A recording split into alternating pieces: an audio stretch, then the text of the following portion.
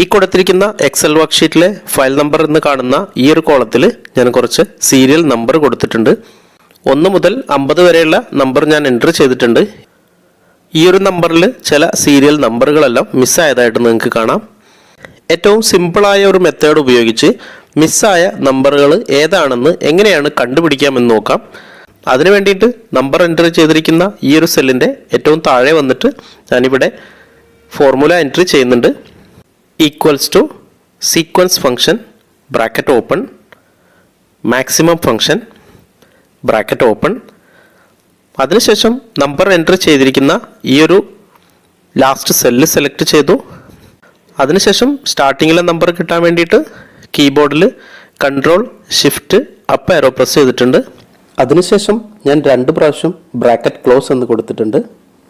ഇപ്പം നിങ്ങൾക്ക് കാണാം 1 മുതൽ 50 വരെയുള്ള ആ ഒരു സീരീസിലെ ഫുൾ നമ്പേഴ്സും ഇവിടെ ഡിസ്പ്ലേ ചെയ്യുന്നത് കാണാം. ശേഷം മിസ്സിംഗ് നമ്പേഴ്സ് മാത്രം ഐഡൻറ്റിഫൈ ചെയ്യാൻ വേണ്ടിയിട്ട് ഞാൻ ഈ ഒരു സെല്ലിൽ വന്നിട്ട് ഫോർമുല എൻ്റർ ചെയ്യുന്നുണ്ട്. Equals to unique function bracket open. അതിനുശേഷം ടോട്ടൽ നമ്പേഴ്സ് സെലക്ട് ചെയ്യാൻ വേണ്ടിയിട്ട് ഈ ഒരു ഫസ്റ്റ് സെല്ല് സെലക്ട് ചെയ്തു. ശേഷം ഏറ്റവും താഴെ വരെയുള്ള നമ്പർ സെലക്ഷൻ വരാൻ വേണ്ടിയിട്ട് ഞാൻ കൺട്രോൾ ഷിഫ്റ്റ് ഡൗൺ ആരോ പ്രസ് ചെയ്തിട്ടുണ്ട്. അതിനുശേഷം കോമ. യുണീക്ക് റോസിലെ വാല്യൂസ് കിട്ടാൻ വേണ്ടിയിട്ട് ഞാനിവിടെ ഫാൾസ് എന്ന് ടൈപ്പ് ചെയ്യുന്നുണ്ട്. ശേഷം കോമ. അതിനുശേഷം ഒരു പ്രാവശ്യം മാത്രം ഡിസ്പ്ലേ ചെയ്യുന്ന വാല്യൂകൾ കിട്ടാൻ വേണ്ടിയിട്ട് ഞാനിവിടെ ട്രൂ എന്ന് ടൈപ്പ് ചെയ്തിട്ടുണ്ട്. ബ്രാക്കറ്റ് ക്ലോസ് ചെയ്തു.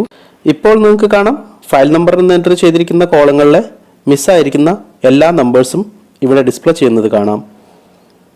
മൈക്രോസോഫ്റ്റ് എക്സലിനെ കുറിച്ചുള്ള മലയാളം വീഡിയോകൾക്ക് വേണ്ടി ഈ ഒരു ചാനൽ സബ്സ്ക്രൈബ് ചെയ്യൂ.